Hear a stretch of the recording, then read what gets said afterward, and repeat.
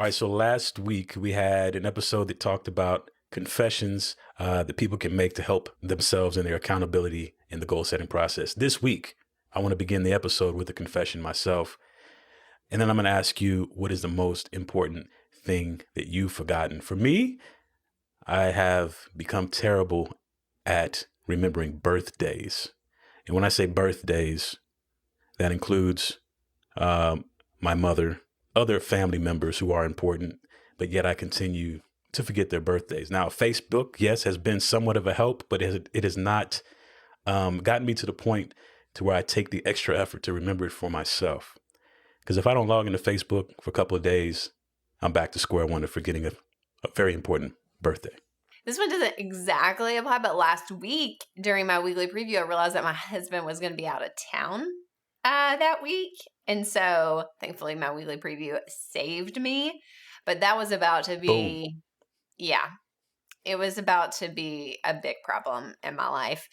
I would say there are times where I show up to work and I don't have a computer. And that's happened to me a couple of times, and it is painful. I don't know why that makes me so incredibly angry. If y'all want to actually see me like be the Hulk version of Courtney, just have me forget my computer at home and just see what happens. Now we're all trying to picture the Hulk version. Yeah. But Courtney goes green. Yeah. You know, the first time I got to know the wonderful folks of the Franklin City, the Williamson County Police Department was when I was driving with my dear family along some country road there in Franklin, and I got pulled over and was confused. Didn't think I was speeding or anything like that. But I probably was. Maybe I was going a little over, right? And the cop, knocks on the window, rolling it down. And he said, registration or whatever. And he says, hey, your tags on your plate have expired. And I was thinking, oh, that's right. I probably didn't do it. And I'm thinking, you know what? I probably missed the thing in the mail, or didn't, write it down or something like that. And maybe he'll let me off, because I knew this has happened before. I won't tell you how many times, but I remember the last time I was pulled over, it was for the same reason. This time in Nashville. And he's like, you know what, just go get it taken care of. It had expired, like the previous month or something like that. And so I was like, hey, could you let me off with this one? You see, I have a crying child in the back seat, and he said, well, normally I would let people off with a warning. But sir, it's October 2021.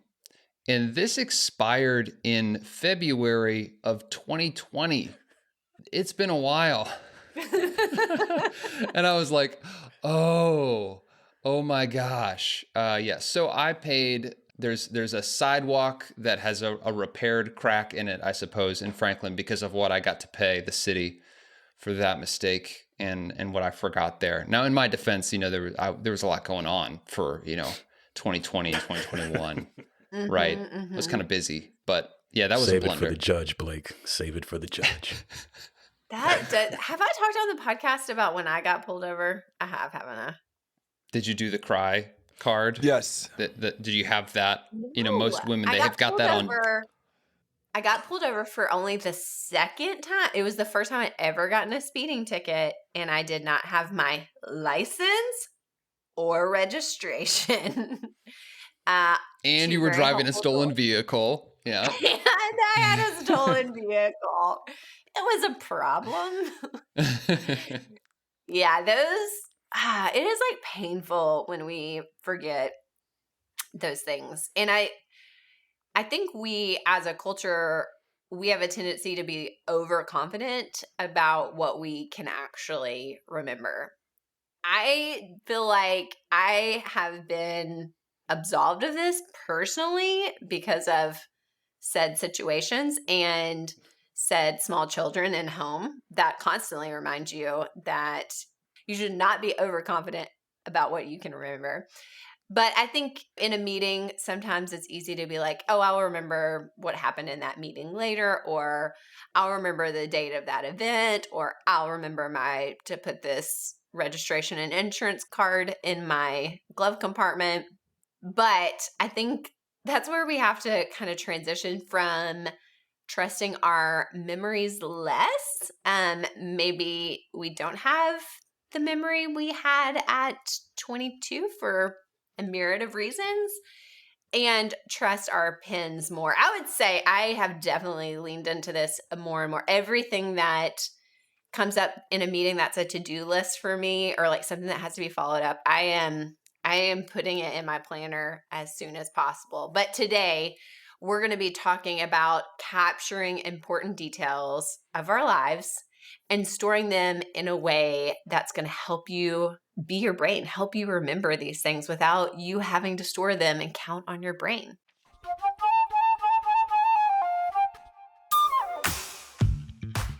Welcome to another episode of Focus on This. This is the most productive podcast on the internet. So you can banish your distractions, get the right stuff done, and finally start loving Mondays. I'm Verbs, here with Courtney Baker and Blake Stratton. Happy Monday to you all. Happy Monday unto you, Verbs. Yes. Thank you, sir. So all this talk about how to not forget, why is it important that we actually pick up the pen and write things down? The first reason, Verbs, is it creates clarity. Picking up a pen and writing creates clarity. There's this quote that says, "Thoughts disentangle themselves, passing over the lips and through pencil tips." Now that's great for a couple of reasons. One, because it's absolutely true. When we verbalize something or write something down, it clears our mind. And two, it rhymes a little bit there at the end. And so that's fun. There they are again, that great international prolific author, Anonymous, the one who came up with that quote. So accreditation due. In seriousness, this is the reason I journal so much. It's one of the advantages of writing, specifically with writing with a physical pen. The frustration with it is also the benefit of it, which is it takes longer. And there's something about writing it down that as you're doing it, you start to figure stuff out about it. It'll sear in your brain a little bit, but the actual act of writing takes that extra second that I think, as Courtney says, it gets out of your head. So it creates that clarity in that space. And you can feel it almost physically, like leaving your head where it's not a safe place to keep that idea and putting it into a planner that is a safe, trusted place that can store that idea. You know, they've done research on note-taking related to, especially like on college students and stuff. And I don't want to brag, but my greatest skill is my ability to type very quickly. It's something that if I'm having a bad day, take a typing test and be like, man, I'm so good at this. But when I was an undergrad and I was in grad school, Nick, you gotta edit that out, man. You gotta take that. Why? It's the best. I'll do one today. So anyway, but they've done this research where they've shown that if you're in a class, you see people in classes with these laptops and they're tip-tapping away. When I was in grad school, it became popular to have like a shared Google Doc where everybody would like take notes together on what was happening in class. But what they found is actually that writing your notes by hand is better for your retention, because since you can't type anywhere close to the speed of thought, you're having to sort of editorialize and compartmentalize and translate big ideas into things that your brain can hold on to and then refer to later. So writing is also just writing's the best. Writing by hand is the best. And honestly, in addition to the full focus system, the paper planner, that's like the central meat of it, is just going, I need somewhere that will force me to think through all these things. So that's another unsolicited pro pencil pitch. Well, and I think one thing you said there that's really important is something that you can refer to later. The pain of looking at a note that you can't distinguish what in the world you were thinking of in that moment. What is this? I have no idea what I was talking about.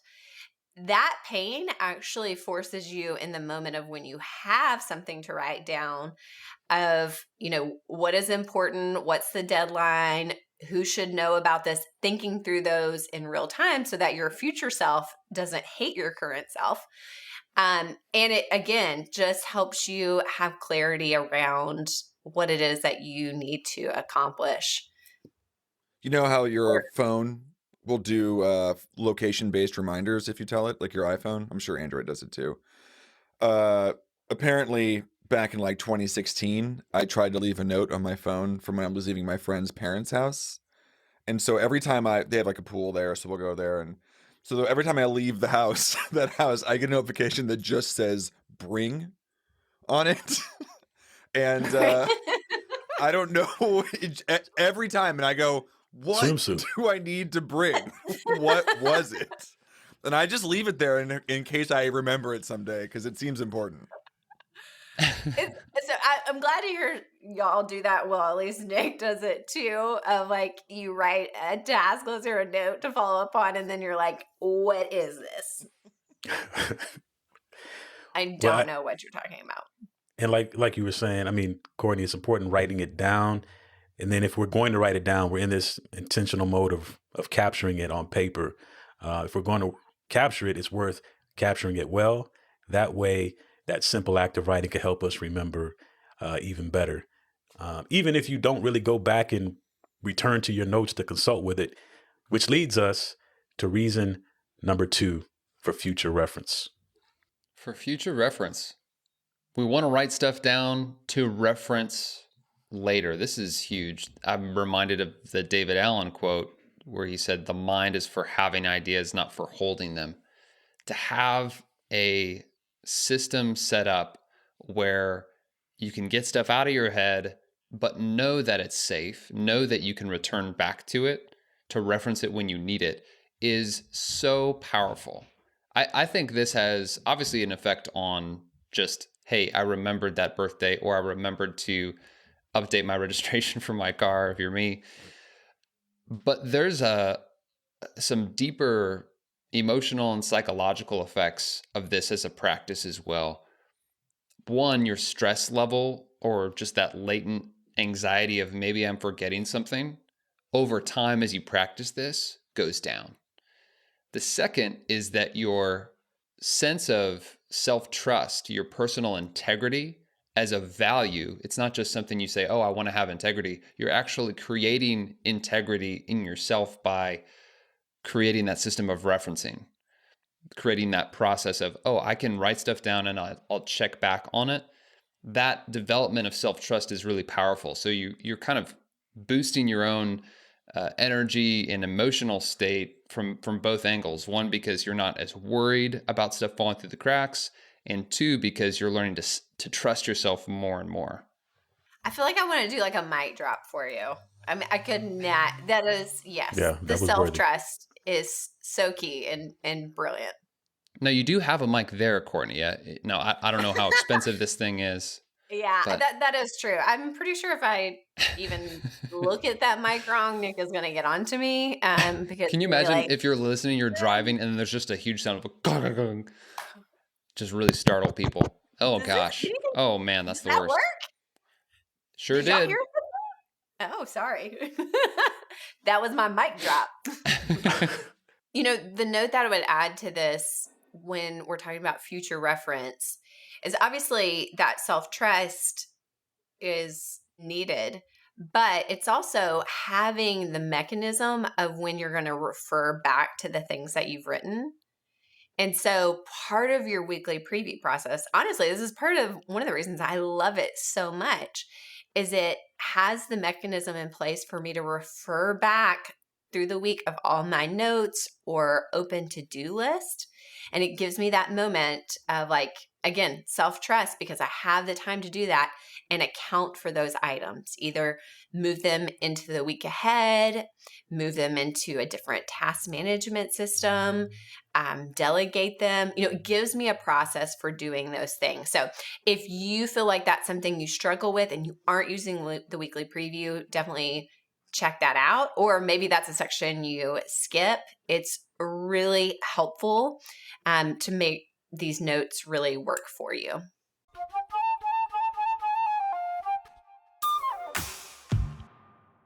Hey guys, I am here with Conor Scholes, one of our full focus planner certified pros. And Connor, say hi to the focus on this audience and tell us a little bit about yourself. Hello, my name is Conor Scholes. I am a worship pastor full-time in the Kansas City area, actually at a church that has two campuses. So we have a campus in Independence and Blue Springs, which are kind of suburbs of Kansas City. So I always just say Kansas City Metro because that makes a lot more sense. And Yeah. I guess Patrick Mahomes has kind of made that put it on the map. So that helps too. So I am so curious from somebody that is a creative. I know a lot of times when you think of maybe people that are naturally a planner, maybe naturally like perfectionistic, your mind doesn't necessarily go straight to creatives. And so I love talking to Nick, our producer as well, on this topic of, how does somebody that maybe doesn't, you wouldn't naturally think, oh, this tool is going to be really helpful for, and it actually is, and how you use it in, like a role like yours. So I'd love for you to talk a little bit about that, and if you have any tips that would help people in a more creative field. So I am not naturally just organized. That's not the way I like to be. I'm very much that free personality that's like, hey, let's do this. That's how I'm built. But with that being said, especially in a situation where we have two campuses, on a week to week basis, I'm dealing with a lot of volunteers who all have their own schedules and commitments. And so one of the things, when our church actually, we had a merge 5 years ago that we began to have two campuses, it became very clear to me that I was going to have to be able to handle the administration side of that. And so I think on a monthly basis, I have about 75 volunteers, unique volunteers that serve. And so I needed to be able to communicate to them and at the same time not go insane being a creative who felt like all I was doing was ticking boxes like that. So one of the things, actually about 3 years ago, I started just the whole do 3 things a day. What 3 things do I need to accomplish? And that's great, except if you don't write them down, you don't know if you've done them. You think you've done them, and then somebody's like, yeah, you haven't done anything. And so for me, the act of writing it down makes a huge difference. And so one of the reasons I started using Full Focus was, one, it had the whole idea of 3 things a day that you need to really get done, and then the rest is gravy. And for me, that's important because sometimes I just need to get those 3 things done and know that I've accomplished them. And then it allows me to have the freedom then to flex my muscles in the creative realm. So one of the things that I found was my head was full of a lot of thoughts and I needed to get them out. So actually in line with the Full Focus planner, I actually every day I journal out thoughts. I would say probably one of the unique ways that I use the planner is that I don't use that little calendar function as a thing to show my appointments. I use that as a way to hold myself accountable. So I write down everything that I did, whether it's good or bad, and I can go back and I can say, hey, I wasted those 2 hours today. Maybe next time I need to schedule that a little better so I don't waste it. That's a really great tip. That's very interesting of kind of using it as a way to see not what you're planning for the day, but what actually happened as kind of a factual source of evaluating, getting better of like, hey, what worked, what didn't work, especially probably when you come to your weekly preview, it's nice to look at those and use it as a tool to improve from. That's a really interesting tip. I like that. And one of the things that it's helped me do is realize either when I've made improvements there, like I've made improvements in managing my time, or to look and see where is the best place to create time, create margin to be creative. Because one of the things for creatives is you have to be intentional about your time that you're going to write or your time that you're going to think, whatever version of creativity you have. For me, I block out my Thursday mornings to be very creative. And I try to make sure that I don't have any meetings there to do that with. And so that is my time to write. For me, in this last year, I've become pretty conversational in Spanish. And one of the ways that I did that was by having coffee for an hour with someone who spoke Spanish every Thursday. And we just spoke in Spanish. And that has really helped. But that wouldn't have happened if I wasn't planning out my time to be able to do that. So many times I've heard from creatives, it's like your natural desire is like, I'd love to just be able to freely pursue like whatever I'm thinking of, or, you know, like whatever creative aspiration I want to go after. But actually that, you know, whenever they've had that in their life, their creativity has gone down. But it was actually in the times where they had the constraints that provided the creative time when they were the most creative. And I'm just curious to hear y'all's thoughts on that. So I look at creativity like a budget. We don't like budgets in finances a lot of times, but budgets are actually what gives us the ultimate freedom. So for me as a creative, the times that I am doing my best work are when I am cutting out time to be consistent. And so that consistency breeds the results. When it comes to writing, for example, if I'm writing every week, then I'm going to have a lot of material to record from. But if I don't cut out that time to write, then I'm not going to write, and then I'm ultimately not going to be able to share that. Yeah. You know, when I was living in St. Louis, and I was just like a guy who was creative, right? And then I went and lived in San Francisco for maybe 5 months, which was great, beautiful city. And suddenly, immediately, I was in LA and then San Francisco, people were like, well, you're a creative. Of course. This is like, they've suddenly given this title. And sometimes I think to myself, is that real? Like, is this actually that different than how everybody else lives their life? This idea that somehow it feels great. You know, I'm a 4 on the Enneagram, so they say. And one of the things about the 4 is that they love to be an individual. They love to be special. That is true. I think that's true for everybody too, as well. But I do wonder. It's so funny. This is a little askew of maybe the point, but that's all true. I've been the most creative when I have set aside time to be creative, and I have limited it and asked a lot of myself in return to go, by the end of this, you're going to have done X and you're going to love it. Right. And if you give yourself, I made a podcast, Shame Rules, and that took years. And eventually I had to go like, oh, I need to finish this. I need to set it. And this is when it goes live. I hate that. And this is what's happening. So anyway, yes to all of that. But also I would be remiss if I didn't say that there's something about the creative's idea that makes me feel like, are we just full of baloney?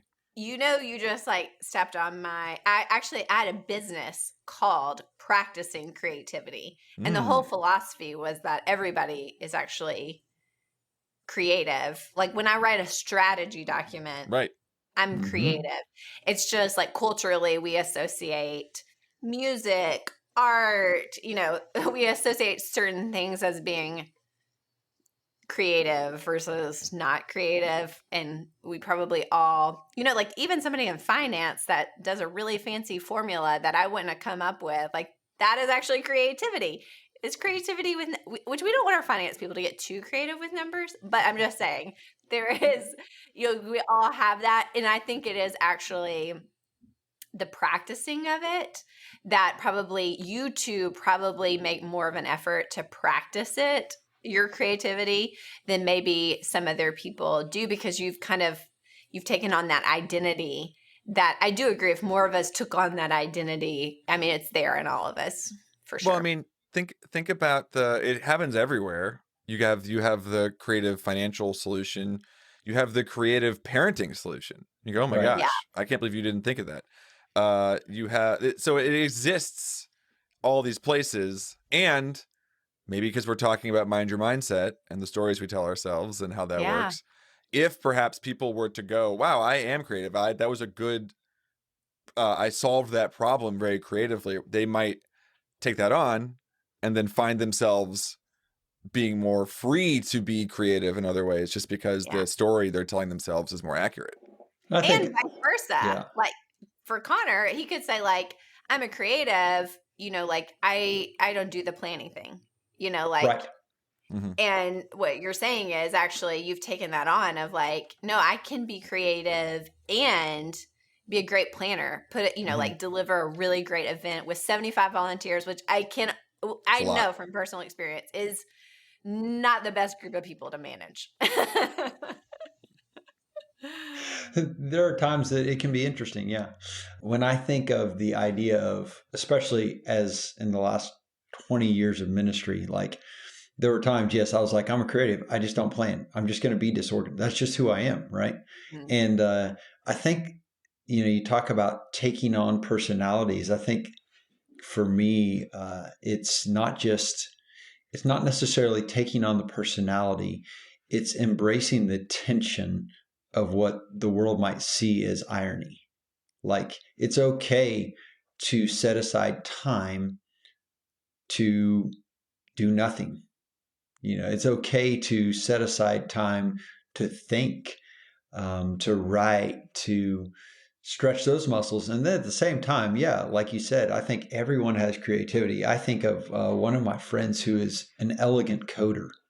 Like you can look at his computer programming code and it just looks pretty. Mhm. And that's an art form in itself. He would never call himself a creative.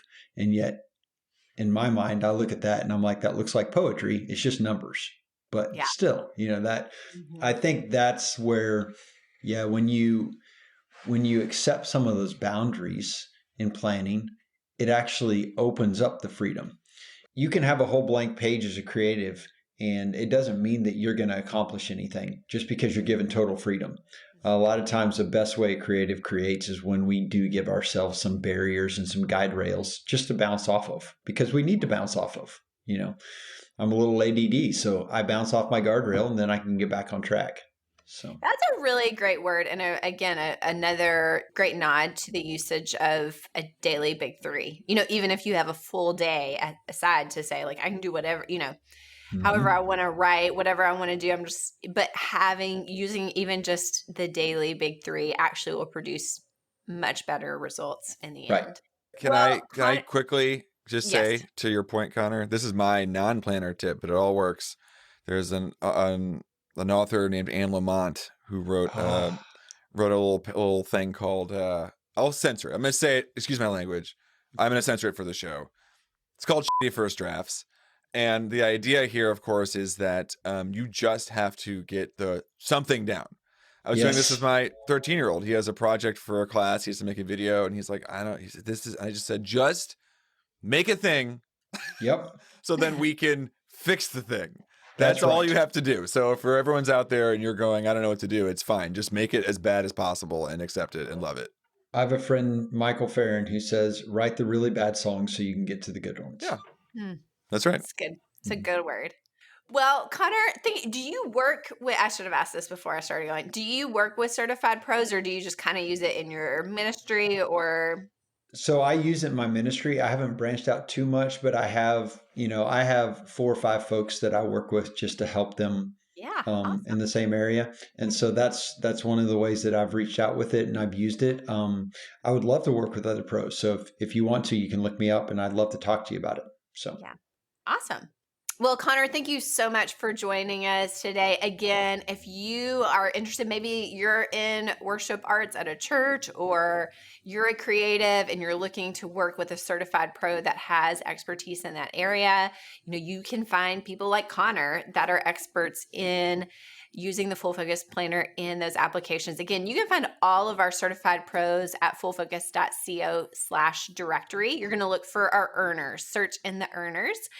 You also can find them in our Full Focus Planner community on Facebook. Matter of fact, you could probably just ask a question. Hey, is there a certified pro that's worked in this industry? And most likely you're going to find someone. It's a great way to expedite the results that you're looking for, the things that you're trying to pursue.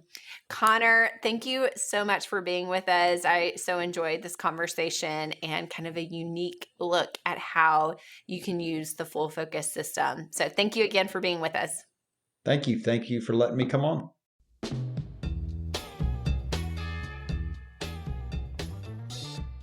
All right, today's tip to level up your focus is to reflect on this question. In what situations am I most tempted to over-rely on my memory? Then ask yourself, where could I capture notes on these situations instead? Courtney just gave a great tip on where to do that, but we'll leave it there. Oh, thanks for joining us on Focus on This. This is the most productive podcast on the internet, so share it with your friends. And don't forget to join the Full Focus Planner community on Facebook. We'll be back next Monday with another great episode. Until then, stay Stay focused. That was good.